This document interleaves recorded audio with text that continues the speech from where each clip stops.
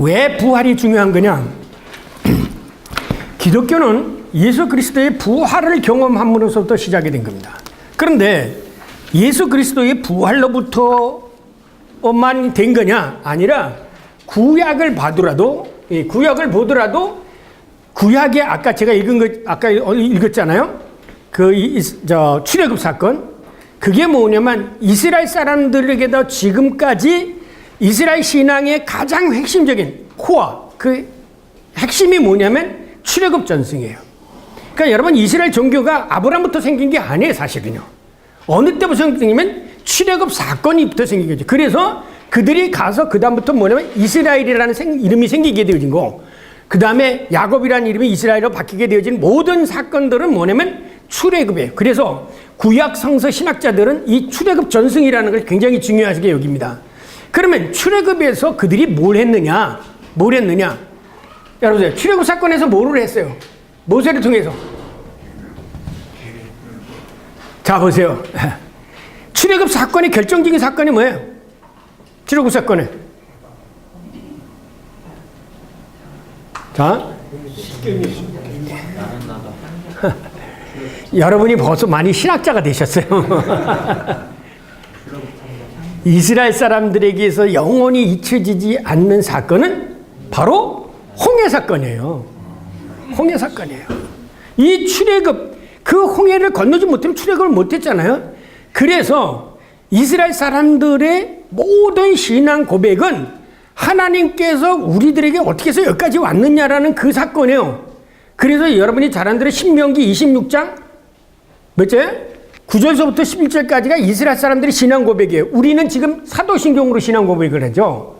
그런데 그 신앙 고백 속에 가장 핵심적인 뭐냐면 우리가 하나님께 부르짖었더니 하나님께서 우리를 이 적과 꿀은 땅 여기까지 오게 했다. 한번 찾아보세요. 신명기 26장. 이거는 구약 신학을 한 사람이면 누구든지 알아야 되는 거예요.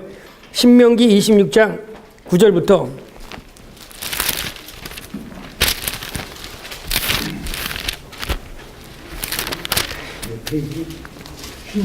신명기 26장 자 5절부터 9절까지. 예. 5절. 장로님 크게 한번 읽으실래? 예.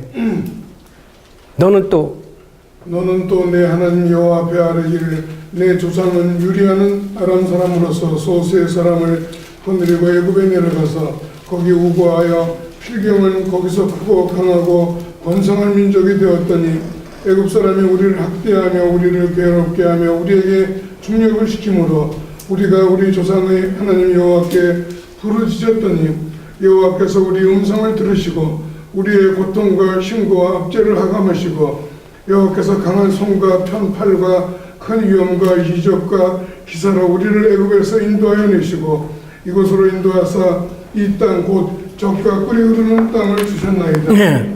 이거를 기도하고 가을에 추수해서 하나님께 제사 드린 게 뭐예요? 이게 바로 감사절이에요. 예배야. 감사절 예배야. 그러니까 이스라엘 사람들에게 생긴 사건은 뭐냐면 이 역사적인 통해서 하나님을 경험한 거, 하나님을 체험한 거, 그 체험 중에서도 뼈저리게 절박한 상황 속에서 그들을 구원하는 사건이 뭐냐면 바로 출애굽 사건인 거예요. 그러니까 이스라엘의 종교가 뭐냐면 뿌리를 다지면 하나님 체험이에요. 하나님 체험이에요. 그래서 저는 그 밑에다 뭐라고 그랬어요? 뭐라고 했어요? 경험신학을 했죠. 네. 이게 뭐냐면 우리 신앙이 있잖아요. 우리 어떻게 해서 하나님 만나요? 내가 하나님을 만나서 성령의 감동으로 인해서 그리스도인이 되지 않고 누가 끌려서 갔거나 무슨 모태신앙 그거는 사실 생생한 신앙이 아니죠. 우리가 하나님을 만났던 거 잊어버릴 수 없잖아요. 그러니까 똑같은 현상이에요. 이거를 듣고 이제 제가 읽은 거 보세요. 기독교가 생긴 거는 마가 그 안식구 첫날 여인들이 가서 예수가 부활했다는 것을 만나고 나서 되돌아보게 되어진 거죠. 그러니까 이스라엘의 역사를 기록한 것도 출애굽의 사건을 와서 돌아와가지고 보니까 하나님이 그 아브람 때부터 우리를 어떻게 해서 왜 이렇게 했는가 회상해서 기록한 것이 여러분 구약신학에서 제문서, 피문서, 이문서가 바로 그거예요. 출애굽을 경험하고 나서 가나안 땅에 보니까 우리가 여기 지금까지 되어진 것은 나로 나된 것이 아니라 하나님께서 이렇게 해서 우리 조상에게 약속해서 여기까지 왔구나. 이거를 고백하고 역사적으로 기술한 게 이게 바로 오경의 역사라는 거죠. 아시겠어요? 육경의 역사. 그래서 푸온라드는 그게 어디까지가 여수아까지 가니까 육경 얘기를 하는 거죠. 아시겠어요? 그러면 똑같죠. 우리가 복음서를 기록한 것도 예수 그리스도의 부활을 경험한 거 보니까 그때 예수님이 이렇게 살아서 과거를 되돌아보면서 차례대로 써놓은 거죠. 그래서 그 누가복음 했죠. 데오빌로 가요. 이런 사람이 많이 있지만 나도 이런 걸 아니면 차례대로 써보겠다 그랬잖아요. 그게 뭐가 나오냐면 그게 바로 그 복음서예요. 그러면 사도 바울의 부활 체험이 먼저 있겠어요? 복음서가 먼저 있겠어요? 부활 체험. 연대상으로도 예수님이 30년 그리고 33년 후에 사도 바울이 다메섹 동산의 경험을 그 무슨 경험에? 부활하신 예수 그리스도의 경험에. 그러니까 여러분은 성경을 읽게 돼 복음서부터 읽지 말고 뭐부터 읽어요? 서신부터 읽으세요. 데살로니가 정서가 제일 먼저 썼으니까 서신을 썼고 서신을 읽은 다음에 그걸 보라고요. 그러면 서신에서 제일 많이 나오는 이게 뭐냐? 예수 그리스도가 부활했다. 우리가 만났다. 우리는 예수 그리스도를 믿는다. 이것을 서신서에 제일 많이 쓰고 있는 거예요. 그래서 지금까지 우리가 신학을 할 때 믿음으로 구원을 받는다 그렇게 얘기했지만 로마서에서는 더 구체적으로 뭐냐면 부활을 믿어야 구원을 받는다고 얘기하고 있어요. 아시겠어요? 그러니까 신약은 뭐냐? 예수 그리스도의 부활로부터 소급해서 쓴 것이 복음서다. 이렇게 아셔야 되죠. 또 교회는 어떻게 생겼어요? 교회는 오순절 성령의 다락방에서의 체험이 되어서부터 교회가 생기죠. 교회가 생기고 보니까 그 교회가 왜 이렇게 생겼는가. 그래서 교회에서부터 앞서서 이렇게 올라가다 보니까 예수 그리스도에서의 곳곳까지 올라가게 되어진 거죠. 예. 아시겠어요? 그러니까 이스라엘의 우리의 일상생활을 경험해 보니까 이 경험을 통해서 과거를 되보니까 이게 내가 했던 게 아니야. 우리도 인생이잖아요. 지금까지 이렇게 살아보니까 뒤돌아보니까 이건 내가 살아온 건가? 하나님께서 나를 참 선택하셨어. 그래서 여기까지 인도했어. 이게 다 하나님의 섭리야. 나중에 고백한 것이지 누가 쫓아다니면서 이렇게 쓴 게 아니라는 거예요. 그러니까 여기에는 이 세 가지 경험 속에 체험 속에는 똑같은 유형이 있어. 똑같은 유형. 제가 이제 그걸 오늘 여러분에게 말씀드려요. 이스라엘 사람들이 어떻게 하나님을 체험했고, 그 다음에 여인들이 초대교회가 어떻게 하나님을 체험했고, 오순절 다락방에서 어떻게 체험했느냐. 이 체험하는 유형이 똑같더라 이거야. 야훼 하나님을 경험한 거나 예수 그리스도의 부활을 경험한 거나 성령을 경험한 거나 똑같이 나타나니까 자연스럽게 내내 야훼 하나님이 그리스도요. 그리스도가 바로 성령이요. 왜? 예수님이 내 대신 다른 보혜사를 보내겠다는 그 성령. 이렇게 해서 초대교회 이제 교회사에 됐을 때 그래서 삼일체론이 나오게 되어진 거예요. 아시겠어요? 여러분 학교에서 삼일체론 그냥 된 게 아니라 이거를 따져보니까 그분이야. 그런데 어떻게 셋이고 하나가 되냐? 이거 하라고 하니까 학자들이 설명할 길이 없잖아요. 하나님의 역사를 갖다가 이게. 그러니까 이게 아타나 니케아 콘스탄티노플 382년 이후에 놓게 됐고 결국 예수가 누구냐라는 것도 482년에 가서 교회사에서 400년 위에 결정이 된 거예요. 그 근본 뿌리는 뭐냐? 가장 기초적인 그런 것은 예수 그리스도의 부활이에요. 이렇게 보니까 나중에 구약도 우리가 똑같은데 그래서 구약을 교회에서 수용했죠. 이게 뭐야? 얌리아해 아니에요? 아시겠어요? 구약을 정경으로 받았는데 맨 처음에 구약만 정경이 된 게 AD 90년이고 이 구약을 신약에서 받아들인 게 AD 얌리아해 398년에서 받아들이잖아요.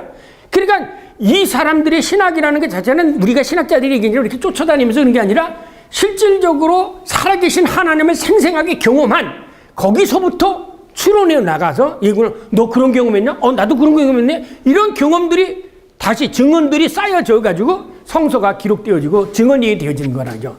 그러니까는 신앙은 생생하게 체험신앙. 이 체험신앙이었을 때 내가 부인할 수가 없는 거잖아요. 근데 이 체험을 내가 하고 싶어서 했느냐? 아니죠. 이스라엘 신앙의 뿌리, 야훼 하나님 체험. 우리는 그리스도의 기원에 대하여 이야기하기 앞서 그리스도의 뿌리가 되는 이스라엘의 역사, 곧 히브리인 조상들이 하나님 체험에 대하여 먼저 알아볼 필요가 있다. 왜냐하면 우선 먼저 예수와 그의 제자 베드로 그리고 사도 바울이 히브리 사람이에요. 우리는 간혹 가다가 이 예수님도 히브리 사람이고 바울도 히브리 사람이고 베드로도 히브리 사람인데 이 히브리적으로 사고하는 것을 자꾸 우리 헬라적으로 해석을 해요. 네요. 그렇지 않습니까? 내가 경상도 사투리를 말하는데 저기 호남 사투리를 자꾸 읽으려고 하는 거, 내가 강원도 사투리로 얘기하는데 그런 식이에요. 여러분 머릿속에는 지금까지 배운 게 전부 과거, 현재, 미래의 헬라적인 사고예요. 그런데 아까도 우리 장신 학생들하고 얘기했는데 히브리어의 과거 완료, 미래 완료 있어요? 히브리어 배우셨죠? 그런 거 있어요, 없어요?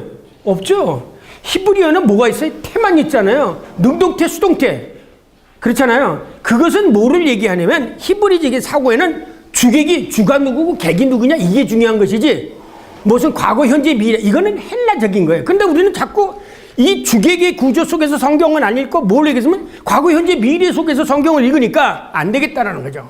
이 성경을 쓴 사람도 누구예요? 바울도 히브리 사람이에요. 물론 바울은 헬라어를 말할 수 있는 사람이었지만 태생은 바리새인 중에 바리새인이란 말이에요. 그렇잖아요. 유대인 문화를 배운 사람이에요. 베드로는 뭐 완전히 유대인 촌유대 어부고 그래서 그들이 얘기한 일을 그들이 생각한 사고로 배워야 된다는 거죠. 그러면 이 히브리 사람들이 중요하게 여긴 게 뭐냐면 너 진짜 그건 내 경험했냐? 히브리 사람들이 중요한 건 이념이 아니에요. 네가 진짜 그 경험했냐? 저 사람이 낫냐? 그래서 이 예수님하고 논쟁을 할 때 히브리 사람들이 무슨 논쟁을 합니까? 당신이 정말 메시아라고 그러는데 메시아라고 뭐야? 증거를 보여달라고 그러잖아요. 표적을 보여달라고 하잖아요. 그러니까 히브리 사람들은 너 교회 다닌다고 그리스도인이 아니라 그리스도인답게 살아야 그리스도인이라는 거예요. 그래서 제가 이것을 늘 지난번에도 얘기했지만 뭐라고 그랬습니까? 똑같은 바가지를 가지고 아시겠죠? 에? 물을 푸면 뭐야?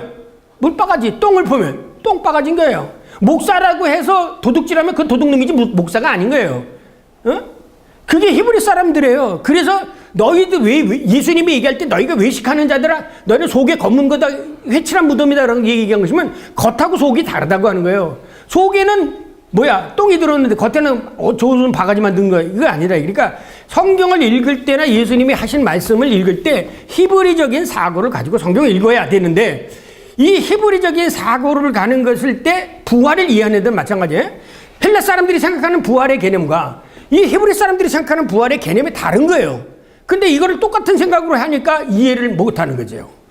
그러면 여러분은 뭐를 가르쳐야 되냐? 성경에 있는 대로 가르쳐야 되거든요. 성경에 있는 대로 가르쳐 주셔야 됩니다. 자, 넘어가서 그래서 예수와 그리스도교를 보다 더 잘 이해하기 위해서도 예수가 태어나서 성장한 이스라엘의 역사, 구약 성경의 역사를 이해하는 것이 좋다. 그런데 이스라엘 사람들의 야훼 하나님 체험은 인간의 환상적인 심리가 아니야. 우리는 그러죠.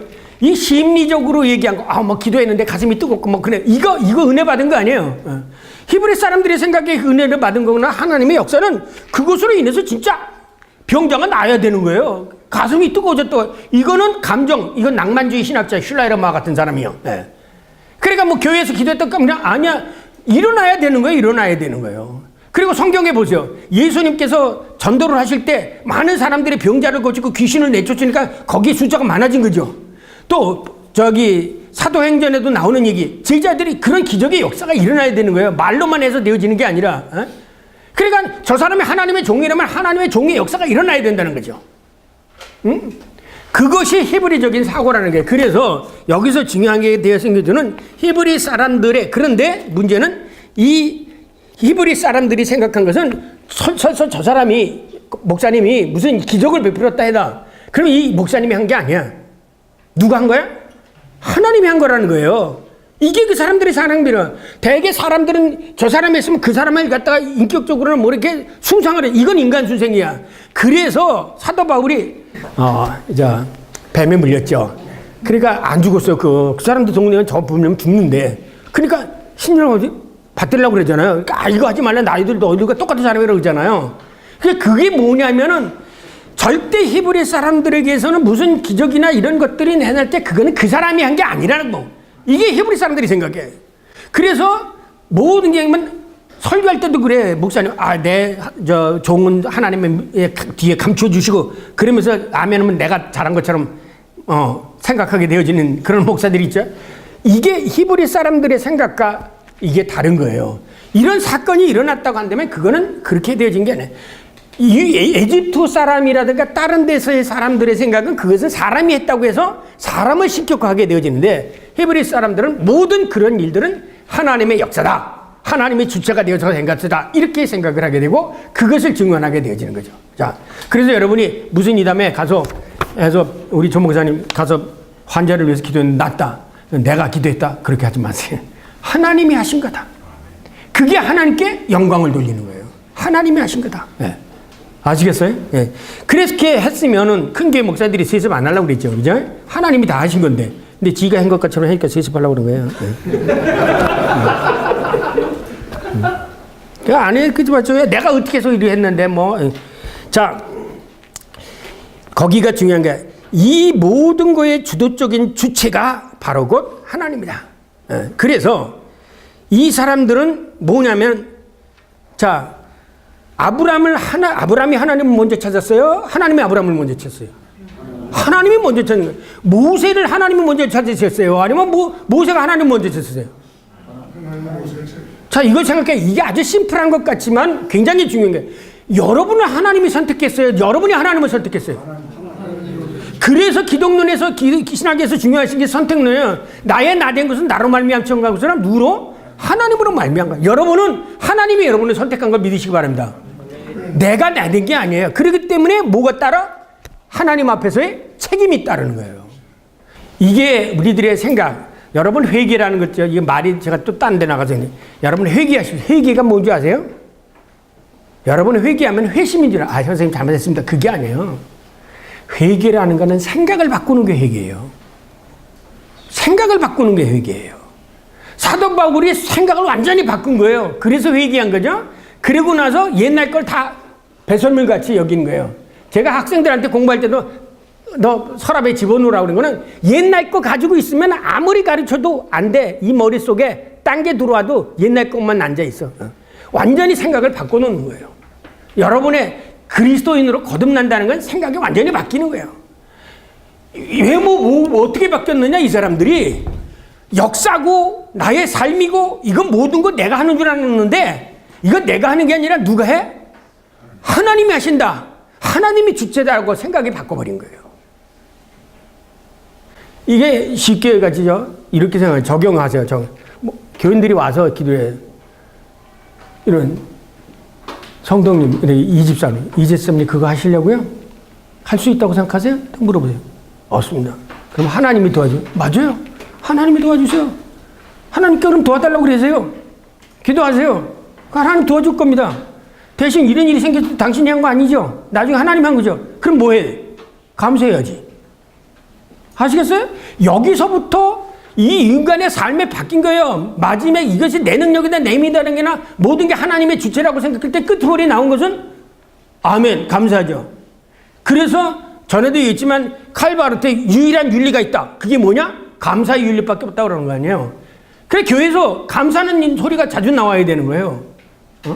감사하는 소리가 내 인생 속에서도 감사하는 소리가 자주 나와야 이게 제대로 내가 산 게 아니라 하나님이 도와줬다. 이걸 깨닫게 되지는 거예요. 그게 이게 히브리 사람들의 생각이 다른 거예요. 그래서 여기서 아까 읽었죠? 분명히 아시니까 안 읽고 넘어가겠어요? 이렇듯 야훼 하나님은 이스라엘 민족의 조상 아브라함에게 먼저 찾아와 그를 부르시고 그에게 고향을 떠나라고 명령하시고, 믿음이라는 게 뭔 줄 아세요? 믿음. 이것도 헬라적인 믿음의 사고는 인간의 의지로 생각해요. 저 사람 인간의 의지. 히브리적인 사고의 믿음은 하나님 말씀에 순종하는 게 뭐예요? 순종의 믿음이에요. 가라 하면 가고 있으면 있으라, 이게 믿음이야. 근데 인간의 의지와 이성을 자랑했던 헬라 문화권 속에서는 뭐야? 내가 열심히 뭐하고 저 사람 믿음 좋다, 이게 아니에요. 너 오늘 놀아. 그럼 노는 게 믿음이야. 하나님의 말씀에 순종하는 게 믿음이지. 그러니까는 이게 완전히 다른 것이죠. 주객적인 속에서 수동적인 면으로 하나님 말씀하실 때 아멘 하고 그러고, 내가 아무리 생각해도 저게 불가능해. 근데 하나님이 가라고 그랬어? 그러면 가는 게 믿음이야. 거기에 인간의 사고가 세울 수 있어요. 그래서 시편에 뭐라고 했어요? 하나님의 어리석음이 인간의 지혜보다 낫다. 여러분이 하나님보다 지혜롭다고 생각하면 여러분 마음대로 하세요. 그러나 내가 하나님보다 못하다 그러면 하나님 말씀대로 하세요. 그러면 된다 이거야. 근데 우리나라의 이 신앙이 우리들 모르게 교육 속에서 헬라적인 사고, 의지적인 것이 무슨 신앙인 것처럼 생각해. 열심히 하고 뭐 하는 거. 열심히 안 해도 하나님 말씀에 따르는 것이 바로 신앙이라는 거예요. 그래서 이 아브라함이 왜 믿음이 좋다고 그랬어요? 아브라함이 사실은 그쪽에서 하란에 있을 때 처자식을 내고 우리하고 지금 되게 이사가기도 쉽지 않은데 처자식을 데리고 이쪽으로 하란에서 오긴다는 거는 이방지로 떠나온 거 쉬운 일이 아니에요. 근데 하나님 가라고 그랬잖아요. 그러니까 그게 그냥 따라간 거예요. 그게 순종의 믿음이에요. 네. 그렇잖아요? 왜 아브라함이 좋다는 믿음 모리아상에서 이삭 바쳤잖아요. 하나님 뭘 바랬어? 이삭 바치길 바랬어요? 아니죠. 순종하는 모습을 보고 싶은 거예요. 그래서 딱 내리치는 순간 알았어. 이제 그만해. 나 알았어. 그 다음부터는 아브라함에게 더 이상 믿음을 시험하지 않았잖아요. 이게 우리가 성경을 읽을 때 히브리적인 사고로 전환을 해서 성경을 읽으면 이게 다 이해가 돼요. 그리고 개념도 바뀌어지고. 그런데 그렇지 않다는 거죠. 바로 이러한 사건. 하나님이 먼저 나타나서 아브라함에게 말씀하시고 이런 사건을 통해서 뭐가 생겨?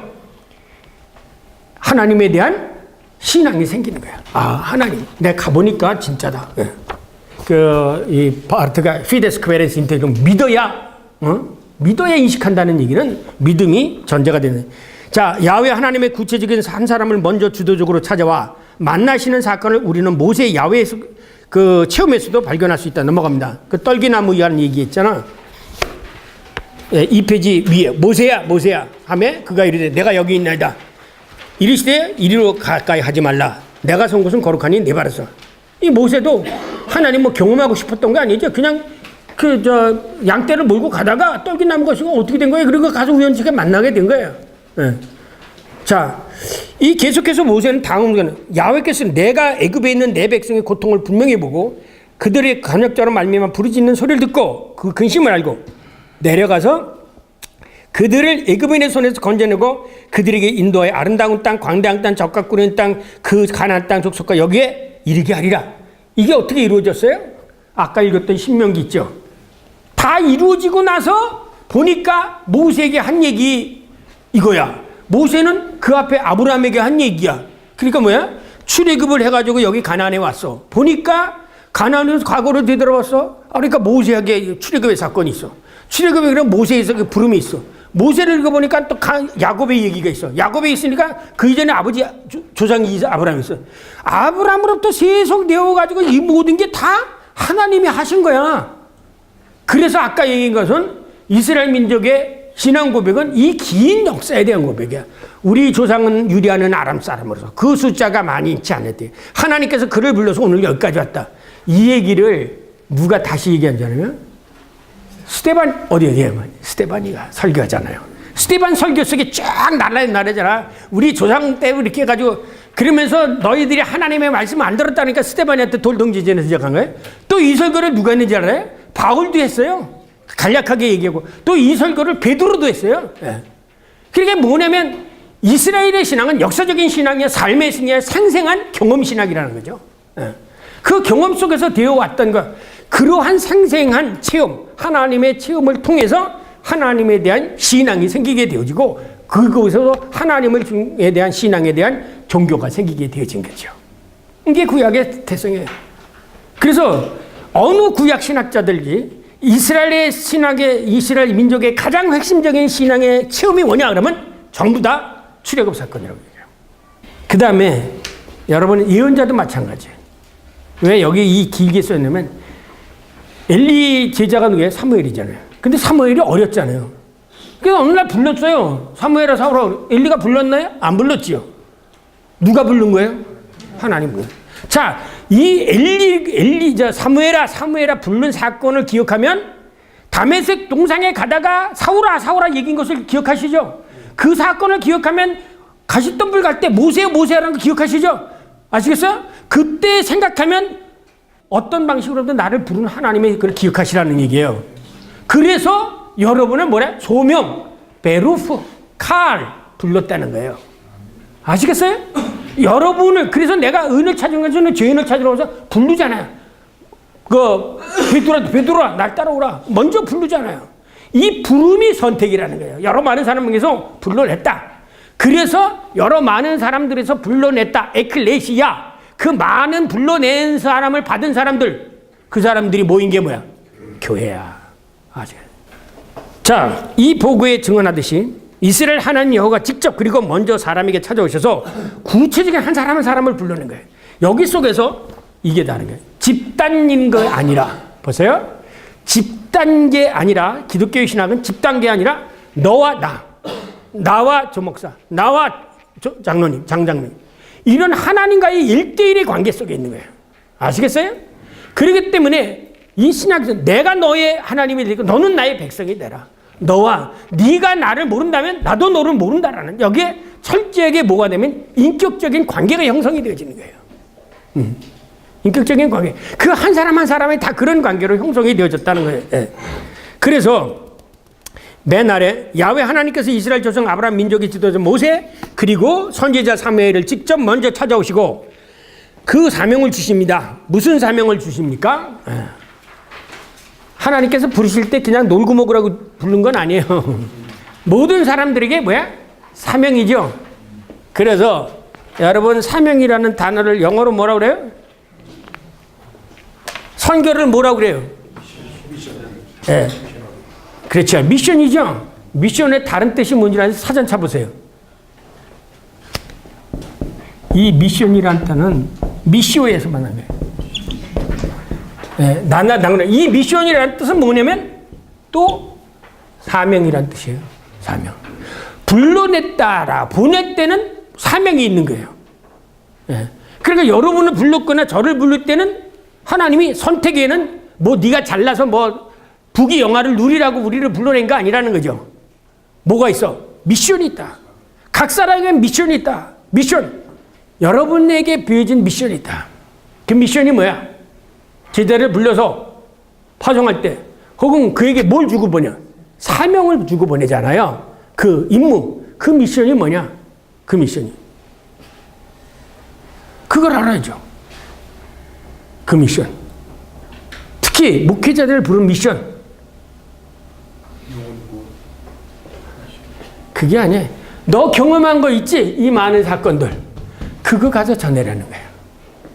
그래서 예수님이 무슨 사건 하면 미션을 주잖아요. 문둥병을 고쳤어요. 그냥 보냈어요? 안 그랬죠?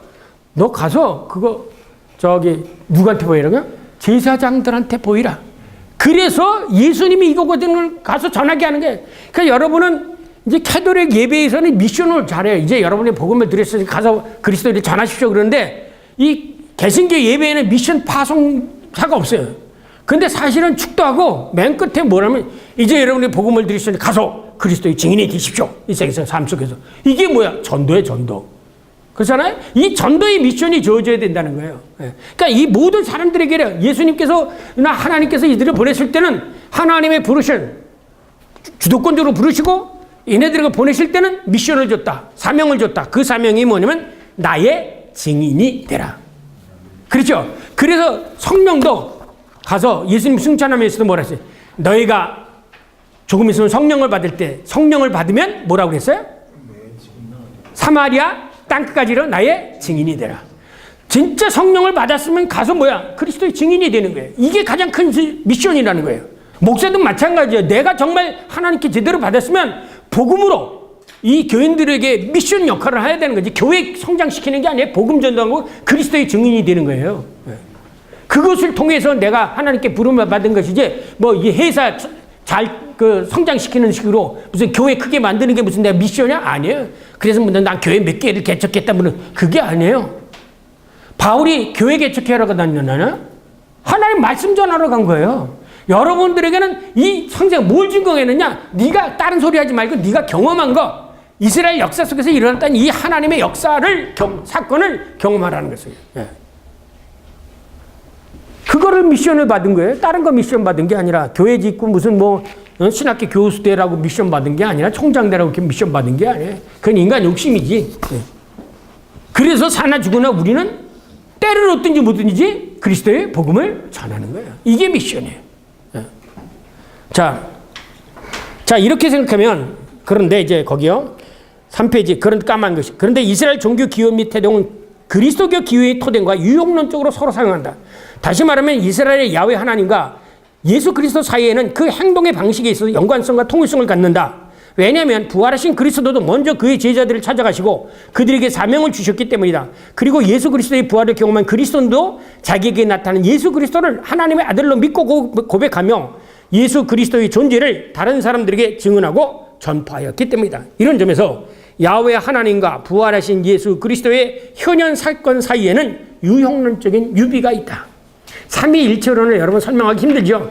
이걸로 가서 설명하세요. 기독교의 기원. 기독교의 기원은 여러분 잘 아는 예수 그리스도의 부활 현현이에요. 왜 그러느냐? 예수님께서 3번씩이나 부활할 것을 얘기했지만 제자들은 부활을 안 믿었어요. 언제 믿었어요? 예수님이 나타나시니까. 나타나고 자기가 체험하니까 믿은 거예요. 봐보세요. 다른 사람이 체험한 거 안 믿어요. 직접 지가 체험해야지. 그래서 그 여인들이 전해준 소식을 듣고 제자들이 안 믿었잖아요. 그런데 자기들 앞에서 나타나니까 도마가 나의 주 나의 하나님이요 그렇게 얘기하지 않습니까? 그러니까 이게 체험신앙이라는 거야. 누가 아무리 얘기해도 안 들어. 그러니까 지가 직접 체험을 해야지. 어린아이 같이 손대지 마 그러는데 안 되고 자기 손 집어넣다 다리한테 디위면 그때서 안 되는 것처럼 모든 인간은 자기 체험신앙이에요. 그러니까 이스라엘 사람들도 그래서 예수님이 여러 사람에게 나타난 거예요. 이 사람들이 말을 듣고 들었으면은 그냥말로 그냥 막달라 마리아한테 가서 야 가서 전해라. 그러면 다 했을 텐데 안 믿어 말로를. 어? 목사님이 설교 100날 해도 교인들 안 믿어요. 자기가 직접 경험해야 아 목사님 말씀 맞습니다 이러지. 목사님이 뭐 매일같이 설교를 몇 번 들었어. 53주 주일날 예배까지 저녁 예배까지 3년 보면 150번. 어? 10년도 안 쓰면 1500번 들었어 설교를. 그런데 안 들어. 안 믿어. 그런데 그 사람이 가서 이렇게 병에다 낫다 혹은 비어통성과 당증에서 낫다 그럼 무슨 일이 있어서 챙겼다 그러면 그때서 믿는다니까요. 안 그래요? 여러분도 그랬지. 그게 뭐냐면 이게 인간이라는 것 자체가 죄를 지었기 때문에 이 귀가 떡이 되도록 안. 그래서 스데반이가 너희들이 선지자들이 전해준 얘기를 듣고도 하나도 안 믿었다고 그러잖아요. 자기가 체험하게 되어지는 거예요. 그러니까 체험함으로 인해서 그 체험한 사람들이 하나둘 늘기 시작을 하게 되진 거예요. 그래서 교회가 무슨 뭐 이론적으로 뭐 교리를 잘 듣고 그래서 깨달아서 모였다? 그런 얘기는 하나도 없어요. 그러니까 중요한 것은 여러분들이 교회에 가서 이 말씀을 통해서 그 사람으로 하여금 체험하게 만드는 게 하나님을 체험하게 만드는 거예요. 그리스도를 체험하게 하는 거예요. 그 그리스도를 체험하게 하는 방법의 가장 중요한 게 뭐냐? 그게 예수 그리스도의 부활을 얘기냐. 네가 믿으라.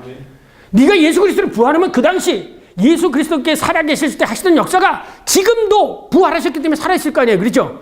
그 분이 지금도 역사하고 계시다는 걸 믿으라. 그러면 너도 그 당시에 있었던 걸 경험하게 된다. 그러면 그때 가서 이게 다 맞고 목사님 얘기한 게 다 맞네요. 그러면 그 다음부터 목사 얘기를 들을 거 아니에요. 근데 자기가 그걸 경험하지 않고 부활을 안 믿는 사람은 이거 다 읽어봤는데 성경 읽으라면 전 몇 대 했어요 그래. 읽었다고 해서 되는 게 아니에요. 왜? 가장 현실적인 건 실질적인 건 자기가 실질적으로 경험을 해봐야 되는 거예요. 그 경험의 출발점이 뭐냐? 그게 예수 그리스도의 부활을 믿는 거예요. 지금도 살아계시다. 뭘로? 부활하셔서 내 기도를 듣고 계시다. 이렇게 생각해야 기도도 하게 되어지고 이렇게 생각해야 모든 일이 생겨요. 거기서 하나님을 경험하게 되는 거예요. 그리스도를 경험하게 되는 거예요. 자, 이제 그건 이거 그 다음에 자 안식 후 첫날 이게 말했죠. 그 다음에 넘어가요. 근데 여자들이 가서 전했어요. 안 믿었잖아요. 아까도 얘기처럼. 지금까지 대부분의 학자들은 예수의 무덤이 비었다는 것에 집중하여 예수의 부활을 입증하려고 했다. 그러나 여기서 우리가 주목해야 할 것은 빈 무덤이 아니에요. 학계에서는 이 빈 무덤 설화 가지고 많이 논쟁을 많이 했죠. 뭐 빈 무덤 설화가 비어 있었느냐 뭐 그래서 다음에 얘기하겠지만 사체설 뭐 유기설 뭐 몇 번 나왔는죠. 그걸 안다고 해서 성경을 많이 아는 거 아니에요. 중요한 거는 십자가에 못 박힌 예수를 너희들이 찾는구나. 나사렛 예수 여기 안 계셔. 그분 살아나셨어. 라고 하는 천사의 말에 귀를 기울여야 돼. 여기다 주목해야 된다는 거예요. 예수가 살아난 게 중요한 거지. 이까지 빈 무덤이 있던 거 그게 뭐죠? 시체가 썩어도 빈 무덤이 되어지는데 거기에 중요한 게 아니라 천사가 살아났다 이거예요. 살아났다. 증언한 거예요. 그 예수가 살아났다는 그것을 안 믿었는데 나중에 직접 하니까 이겠죠. 그래서 이걸 생각해 보세요. 예수님이 태어나실 때 그 목자들이 들에 있었죠. 근데 목자들에게 누가 찾아갑니까? 천사가 찾아갔죠. 천사가 막 울어서 베들레헴에 너희들 구원자 예수가 났다 그랬죠. 그러니까 그 사람들이 천사 말 믿었어요, 안 믿었어요? 안 믿었어요. 가서 직접 베들레헴에 가서야 누운 예수를 보고 가서 찬미를 드렸다. 그렇게 누가 보면 가시가 다시 알고 보세요. 말구에 놓인 예수를 보고 천사들의 말을 듣고 말구에 놓인 예수를 보고 그렇다. 구주가 나셨구나. 천사의 얘기가 맞구나. 그리고 하나님 앞에 찬송을 드렸다고 누가 보면 그렇게 돼요. 그러니까 이것은 뭐 똑같은 형식이죠. 예수 그리스도가 부활했다는 이 천사의 말을 듣고 이 사람들이 안 믿었어요. 그런데 여자들은 그 말을 듣고 그냥 전한 거죠. 그렇기 때문에 빈 무덤이 중요한 게 아니라 빈 무덤은 빈거, 하나의 빈거. 빈거라는 게 뭐예요? 간접적인 증거가 되니. 예수가 부활했다는 간접적인 증거고 진짜 참된 증거는 천사들이 전에는 예수가 여기 안 계시고 살아났다. 이거예요. 이 증언이 더 중요한 것이다. 자, 그래서 많은 신학자들은 마가복음 9장 이후에는 어느 사본에는 없음. 그래가지고 요걸 가지고 이제 이 예수 그리스도의 부활이 진짜가 아니라 나중에 사도들이 첨부했던 것다. 이렇게 이제 하는데 그건 나중에 제가 따로 그것만 왜 요게 빠지게 되어졌는지를 다를 설명해 드릴 테니까 그건 나머지 하고죠. 자, 우선 예수 탄생 소식을 전한 천사의 소식을 들은 목자들의 체험에 유용론적으로 상응한다. 왜냐하면 들에서 양떼를 지키던 목자들도 천사가 전해준 아기 예수 탄생의 소식을 듣고서 베들레헴에 가서 구유에 누운 아기 얘기를 직접 찾아가 보았기 때문이다. 이와 같이 천사의 소식을 들은 여인들도 그 부활하신 예수님을 직접 만남으로써 천사의 소식을 확인할 수 있었다. 따라서 안식 후 전날 이른 아침 천사가 전해준 예수 그리스도의 부활의 사실성 내지 진실성이 신학적 및 신앙적 문제이지 빈무덤이 문제가 아니다.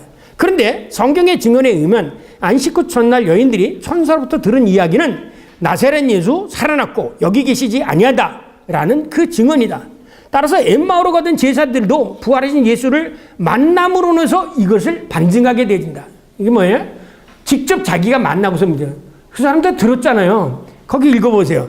야, 엠마오로 가는데 뭐래서 너 무슨 일 있었느냐? 예수 여인녀들이 찾아가서 이런 일을 봤대. 그랬다고 얘기해요. 그러니까 예수님 그러고서 이사야로부터 시작해서 자기가 가서 자세히 설명해 주죠. 그리고 나서 성만찬 하듯이 이렇게 눈을 떼니까 그들이 그대에서 눈이 밝아가지고 예수를 보게 되니까 무슨 얘기야? 그 여자들이 한 얘기가 거짓말 아니네. 그리고 다시 예루살렘으로 올라갔던 거예요.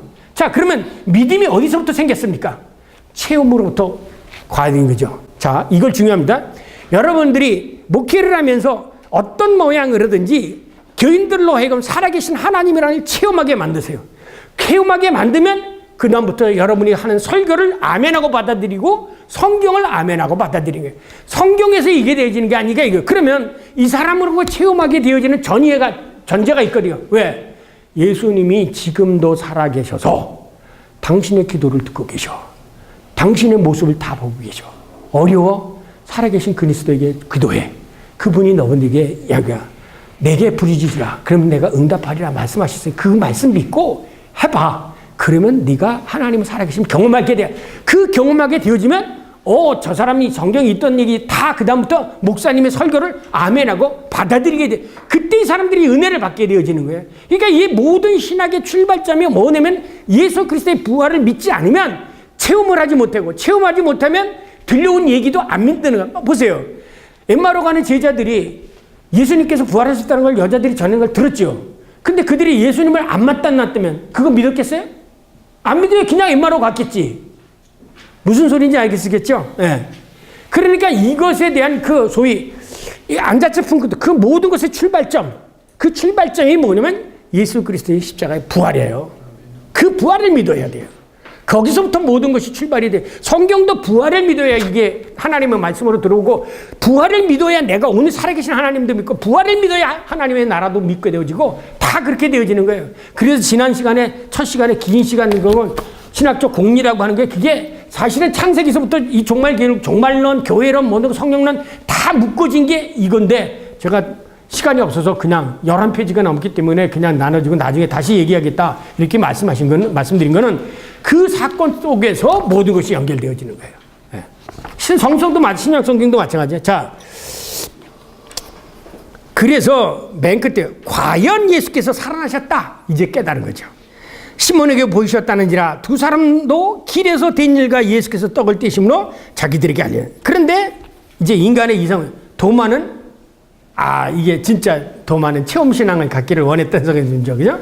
내 손으로 집어넣기 전에 난 니들을 얘기하는 건 안 믿어. 내가 직접 해라. 직접 해. 근데 예수님 나타나면 야, 너한테 전해진 얘기도 좀 믿어라. 그죠? 그게 뭐야? 보지 않고 믿는 게 더 복되야. 그렇죠.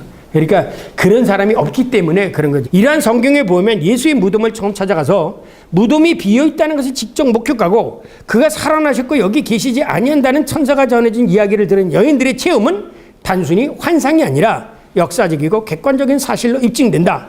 더 자세히 말하면 엠마오로 가던 제자들도 안식 후 첫날 이른 아침 예수의 무덤을 찾아간 여인처럼 처음에는 부활하신 예수를 믿지 않았다. 그러나 부활하신 예수께서 그들에게 직접 떡을 떼어 주실 때 그제서야 그들이 부활하신 주님을 인식하였다. 이와 같이 예수께서 그들 여인들을 만나 이르시되 평안하냐 하시거늘 예수들이 그때서야 예수님을 알아보고 그의 발을 붙잡고 경배했다. 이와 같이 안식 후 첫날 여인들이 이 천사들이 전해준 소식을 엠마오로 가던 제자들이 부활하신 예수를 만나는 사건으로 반증되고 또 이 엠마오로 가는 제자들의 이야기를 또 누가 반증해 줍니까? 나중에 그죠? 11제자들이 뭐라고? 여자 제자들을 만난 걸 또 누가 반증을 해줘? 담에색으로 가던 사도 바울이. 그러니까 이게 서로 이 여인의 얘기를 엠마오로 가는 자가 입증해주고 엠마오로 가는 얘기를 11제자가 이거 11제자의 얘기를 사도 바울이 얘기하고 그래서 사도 바울이 자도 보니까 이렇게 해서 맨 나중에 나에게 나타났다. 이게 고린도서에 있잖아요. 그러니까 이 성경 자체는 그것 자체로 얘기된 게 아니라 이 사건이 다 컨티뉴이티와 연관성을 가지게 된다는 거예요. 그래서 제가 그랬죠. 이 예수 그리스도의 부활을 이렇게 들으면 여기 투망 먹이면 고기가 그죠? 고구마 줄기처럼 쫙 흘러나오는 게 이 고구마 줄기를 맨 끄집어내는 첫 번째 그 줄기. 이게 뭐냐면 예수 그리스도의 십자가의 죽음과 부활이에요. 이거를 잡아당겨야 아래 숨어있던 것이 다 나오는데 이걸 안 잡아당기면 성경에 있는 게 안 나오죠. 네. 사도 바울이 그랬잖아요. 가다가 예수를 만나죠. 근데 그때 직접 체험하고 나서 사도 바울이 그 이전까지는 이 사도 바울도 얘기를 들었잖아요. 예수님이 부활했다는 소리에서 들었어요. 그래가지고 그거 유언비어라고 그랬잖아요. 근데 자기가 직접 경험하니까 이게 아닌 거야. 그죠? 사실이라는 것이 분명하죠.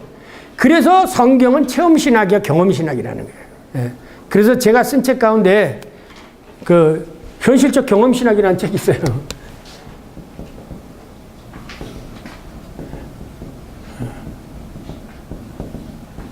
그런데 서구에서는 이 독일 특히 시견학에서는 이 경험이라는 말을 싫어해. 경험이라는 말을 좋아하는 사람은 어느 나라 사람인 줄 아세요? 그렇죠. 영국 사람들이 좋아하죠. 영국 사람들은 실질적인 거고요. 독일 사람들은 관념적이에요. 예, 관념적이에요. 이념적이고. 왜 해결의 영향을 받아가지고. 그래서 저희 교수도 맨 처음에 벨거 교수도 그러자 경험신학 그러니까 이렇게 그렇지 않다 그러는데 실질적으로 나가서요. 교수님 성경에 있는 게 다 경험 아니냐. 아브라함도 경험했고 서도 그랬고 다 경험한 거야. 오병이어도 다 경험 아니야. 그렇잖아요. 오병이어도 경험한 거야. 그 사람들이 다. 성경에 있는 것은 모두가 다 경험해요. 실질적으로 다. 그게 무슨 누가 따라가서가 아니라 각자가 그 순간순간에 하나님을 경험한 거예요. 그러니까 우리 교회 10명이면 10명의 각자가 다 하나님의 살아계심을 경험해야 된다고 해요. 그게 이제 이 성경에 나오는 경험신학이에요. 그래서 최초의 기독교가 생기게 된 가장 기본적인 경험은 예수 그리스도의 부활이다. 그래서 거기 앞에 고린도전서 15장 전에 그 위에 여기다 이제 앞에 나온 걸 다 정리하죠. 그리스도께서 우리 죄를 위하여 죽으시고 장사된 바 되었다가 성경대로 사흘 만에 다시 살아나사 게바에게 보이시고. 근데 이 게바에게 먼저 보인 건 아니에요. 그죠? 근데 왜 게바에게 들어갔느냐? 그 당시 초번시 기독교 교회에서는 가장 제자들 가운데 지도자가 게바였기 때문에 그 게바가 그리고 12제자가 이걸 잘못된 거예요. 베드로는 사도 바울은 제자가 12자리는 알았는데 가론유다가 빠져나간 거 몰랐죠. 이제 나중에 한 사람 채우는 건데 그래서 이걸 썼을 때 그걸 알았는지 안 알았는지는 모르지만 어쨌든 그렇고요. 예, 지나가는 얘기로 그 500의 형제에게 이 시기 보시고 나중에 지금까지 대사전 살아있고 어떤 사람 잠들었으며 그 후에 야고보에게 보이셨으며 그 후에 모든 사도에게 만삭되지 못하여 나 같은 자에게도 보이셨냐. 자, 그리스도교는 부활하신 예수님이 자신을 따르는 사람들에게 먼저 주도적으로, 요게 중요해요. 먼저 주도적으로 나타나심으로 태동되었다. 구약의 이스라엘 종교가 히브리 족속이 살아계신 야훼 하나님을 체험함으로 시작된 것처럼 그리스도교도 부활하신 예수를 제자들이 만나는 사건에서 태동된 거다. 기독교는요, 예수님이 갈릴리에서 전파되면서 시작된 게 아니에요. 아시겠어요? 그때는 예수님을 메시아인지도 몰랐어요. 그렇잖아요. 사람들이 나를 누구냐 그러니까 선지자 가운데나 그렇게 얘기했지 예수를 메시아로 고백하게 되어진 것도 몰랐어요. 그거는 베드로에게 이 수제자라는 명의를 붙이기 위해서 그 베드로가 고백한 거고 그렇게 해서 이렇게 기술한 거겠지. 아니 베드로 그 다음에 그렇게 기도해놓고 주는 그리스도 살아계신 하나님의 아들이라고 나서 그 다음에 예루살렘 올라갈 때 베드로가 뭐라고 했어요? 건강하지 마십시오. 그러니까 금방 예수님이 사탄을 물러가라 이렇게 이해하지 않습니까? 그러니까 우리들이 하나님을 알았다고 하는 그것은 자기 생각이었던 거지 진짜 하나님을 알게 된 것은 성령의 도움으로 밖에는 다른 길이 없는 거예요. 예. 그러니까 여러분이 신앙은 배워서 되는 게 아니에요. 신앙은 체험신학이에요. 겪는 것이지 신학은 배울 수가 있어요. 예. 신학은 배울 수가 있지만 신앙은 배울 수가 있는 게 아니라 체험이다. 이렇게 생각하세요. 예. 자, 특히 최초 그리스도인들은 예수의 부활 현현을 체험한 후 예수가 생전에 하신 말씀으로 되돌아가 자발적으로 예수 그리스도의 종이 되어 모든 경건한 삶과 순교의 길을 갔다. 왜냐하면 초대교회 교우들은 부활한 예수와 직접 만나는 체험을 통하여 그들의 조상들이 경험한 인격적이고 역사적인 그리고 구원자 되시는 야훼 하나님이 직접 야사렛 예수라는 인간의 모습으로 이 땅에 오셨다가 사람들을 위하여 십자가에 못 박혀 죽었다가 부활하여 하늘로 다시 올라간 사건을 체험했기 때문이다. 그래서 초대교회 사람들의 신앙은 한마디로 뭐야? 부활 신앙. 왜? 데살로니가 전서가 제일 먼저 써놨잖아요. 신학 성경에. 근데 데살로니가 전서 제일 1장 그것도 제1장에 뭐라고 그러죠? 너희들이 부활을 믿고 재림할 그리스도를 기다리고 있다. 그렇게 증언하고 있지 않습니까? 그러면 초대교회 최초의 신앙 무슨 신앙? 부활 신앙이에요. 우리가 초대교회로 돌아가자는데 딴 게 아니라 초대교회로 돌아가자는 이 부활신앙으로 돌아가자는 거예요. 부활신앙으로. 그래 1장 10절에 있잖아요. 거기에 예수께서 죽기 전날 밤에 제자들에게 부활하셔서 너의 재림을 고대하는 예수 부활 공동체를 형성했다. 그들은 예수가 잡히기 전에 제자들과 마지막 만찬을 남겨서 너희가 다 이것을 행하라. 그 말씀에 따라서 부활 공동체는 뭘로 발전이 되냐면 성만찬 공동체로 발전이 되는 거예요. 그래서 이것이 생활 공동체로 활성이 돼가지고 확산이 돼서 물질도 나누게 되어지고 그게 사람들은 이제 그래서 여기서 초대교회로 돌아가자면 사실상 무슨 성도들이 무슨 물질을 공연에 쓰고 공동생활했다 그것만 생각. 진짜 초대교회 신앙은 부활 신앙으로 거예요. 그렇기 때문에 초대교회 제일 많이 생겼던 게 뭐야? 순교예요. 부활 신앙을 못 믿으면 순교 못 하는 거예요. 부활신앙 모든 순교는 부활해도 죽으면 끝나는데 못 들어 부활 순교해? 타협하고 살지. 그 날마다 성전에 모이고 집에서 떡을 띠며 기쁨과 순전한 마음으로 음식을 먹고 하나님을 찬미했다. 이게 초대교회 신앙이면 그건 부활신앙에서 기초한 거예요. 자 마지막 성령 체험. 자 그리스도의 기호는 십자가에 못 박힌 예수 그리스도의 부활의 현현에 있다. 그러나 예수 그리스도의 부활의 소식을 들은 사람들이 아까도 있지만 그 그리스도 예수를 만난 사람들이 즉각 예수의 죽음과 부활을 그 작시로 믿게 된 것만은 아니라 예수의 부활 현현을 체험한 사람들이 예수가 지상에 살아계실 때 하신 말씀으로 되돌아가고 그 말씀을 실천하고 자발적으로 종이 되어 경건한 삶을 하기 시작한 것은 어느 때부터냐? 오순절 이후에. 그 오순절 이후로는 성령 받고서는. 왜? 인간은요 이게 있어요. 그렇기 때문에 여러분이 왜 이 성령 받기를 위해서 강구해야 되냐면 내가 이거 다 알아. 특히 신학자 목사들은 더더구나 다 알아. 그런데도 육신이 약하고 그렇기 때문에 그렇게 못 살아. 또 사탄이 와서 유혹을 하고. 그런데 이것을 이길 수 있는 힘과 확신과 이걸 주는 게 누구냐면 성령이에요 이게. 아시겠어요? 그래서 성령의 사로잡힘이 뭐냐면 과감하게 사탄은 물러가라고 물리칠 수 있지만 성령이 함께 안 하면 유혹에 넘어가는 거예요. 유혹에 넘어가는 거예요. 자, 성령 성령이 함께 아니면 남들은 해가지고 교회를 성장했는데 나는 개척개혁 이게 왜냐면 자기 이 구고 고민하고 그럼 나도 잠깐 이렇게 돌아가서는 거. 응? 그날 그 지옥문에 들어가기 순간이라고 그랬잖아요.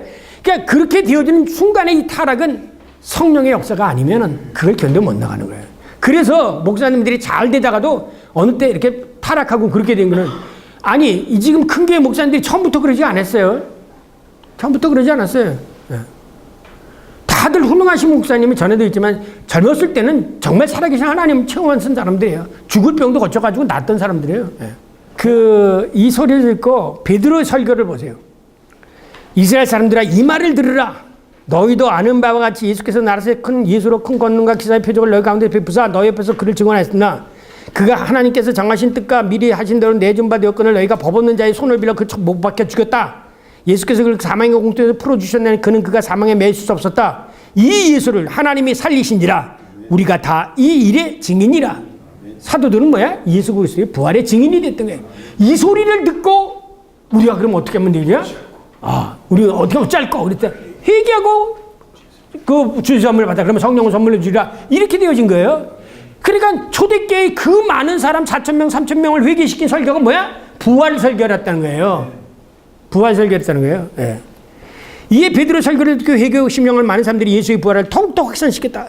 저희들은 성령의 감동되어 부활하신 예수의 개인적인 관계를 맺고 있다고 믿었고 왜냐하면 예수 그리스도가 지상에 살아계실 때 그가 보혜사 성령을 보내주시겠다고 약속했기 때문에 그 보혜사 성령으로 지금도 부활하신 예수 그리스도가 역사하겠다 그렇게 믿게 되진 거죠. 성령 받은 그리스도는 예수의 부활과 죽음을 역사적 사실로 진리로 믿었다. 그들은 이스라엘을 억압과 고통에서 구원해 주신 인격적인 그 역사적인 야훼 하나님이 예수 그리스도의 모습으로 이 세상에 오셔서 온 인류의 죄와 고통의 병마를 사망과 병마 그리고 가난으로부터 구원해 주신다는 믿었다. 그래서 예수 부활을 믿는 부활신앙 공동체 교우들은 죽음을 두려워하지 않았고 자신의 신앙을 지키기 위해서 순교까지도 마다하지 아니하였다. 이러한 구체적인 신뢰를 우리는 집사 스데바니에서 발견할 수 있다. 그는 성령이 충만하여 이스라엘 백성들에게 지난날의 역사를 근거로 이스라엘 백성들의 죄를 고발하고 회개를 촉구하는 설교를 한다.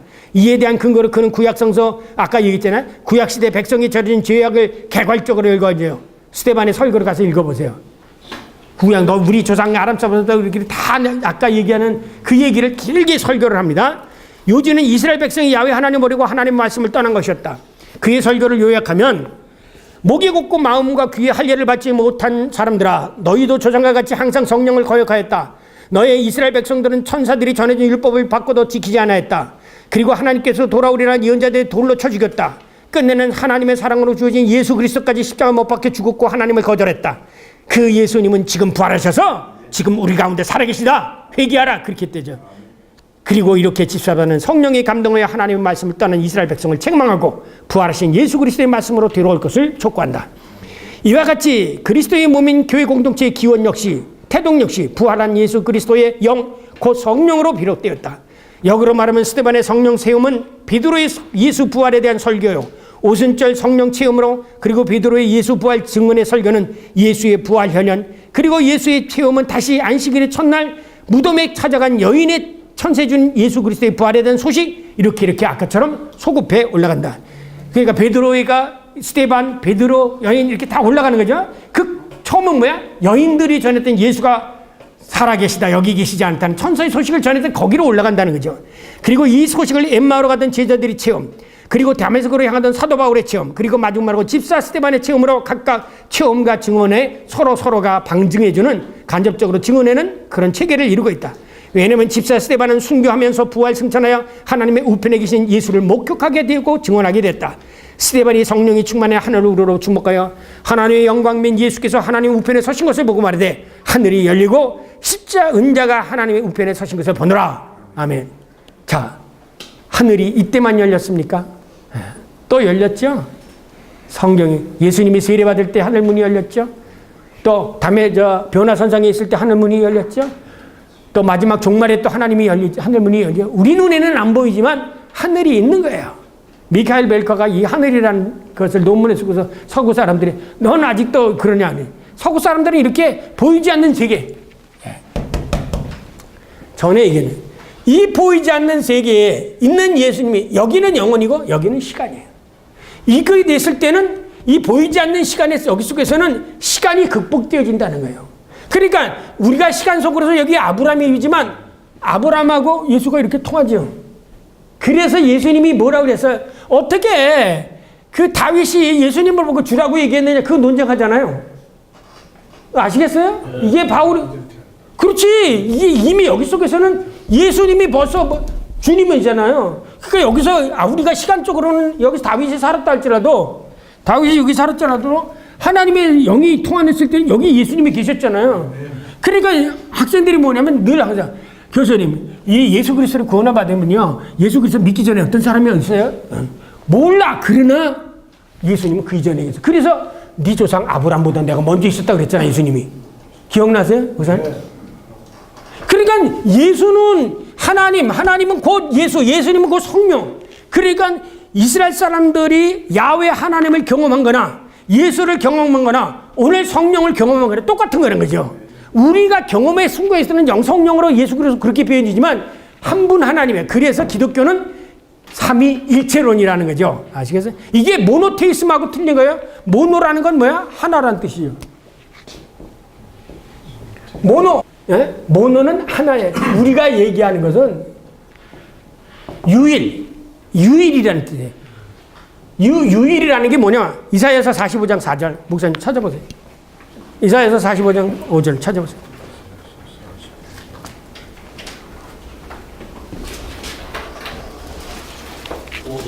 네, 읽어보세요. 나는 여호와라. 나 외에 다른 이가 없나니 나밖에 신이 없느니라. 너는 나를 알지 못하였을지라도 나는 내 일을 동일할 것이요. 나밖에 없다. 이게 유일신이에요. 우리 기독교는 유일신 하나님인데 그분이 우리들과의 관계 속에서는 어떻게 했냐? 삼위일체론적으로 관계한다. 그래서 삼위일체 하나님이에요. 일체 하나님이에요. 그래서 그걸 모르시거든. 제가 쓴 책 가운데 그 바르트 신학 해부라는 책이 있어요. 바르트 신학 해부. 해부에 보면은 하나님의 세 가지 계시 양식에 의한 일체예요.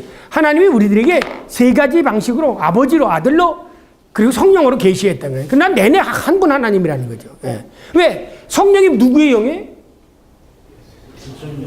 그리스도의 영이죠. 그리스도는 누구예요? 아버지께서 왔잖아요. 그래서 아버지가 나와 하나다 그랬잖아요. 나를 본 자는 곧 아버지를 봤다. 내가 혼자 얘기하는 게 아니라 나 안에 아버지께서 한다.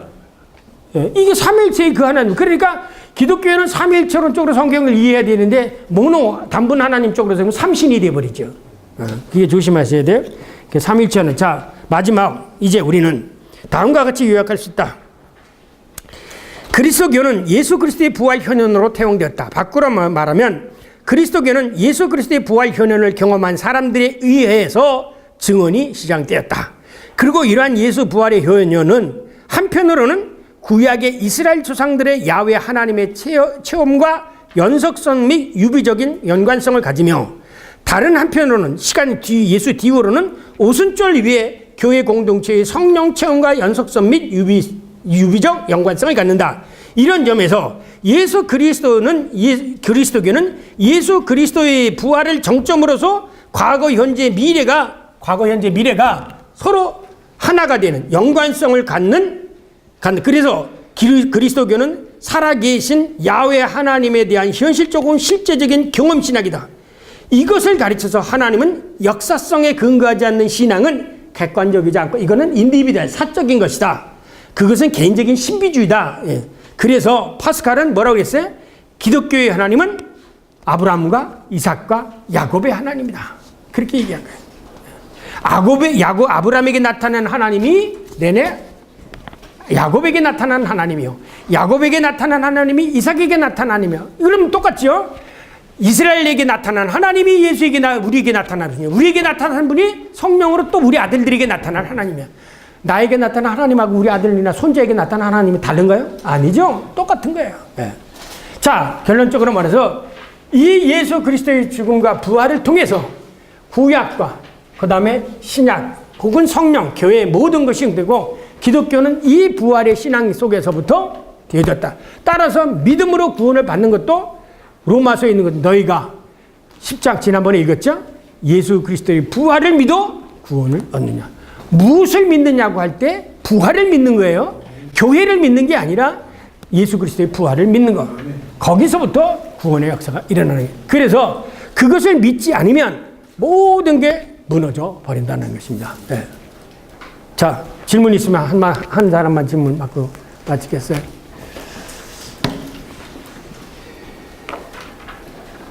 교수님 간단하게 뭐참 강의가 참 확실하고 분명하는 데 감사합니다. 그 동마의 고백에서 보면은 참 나의 주 나의 하나님 그렇죠. 정답이죠. 네, 장dom이죠. 네. 그것을 나의 주 큐리어스 당신은 나의 주인입니다. 네.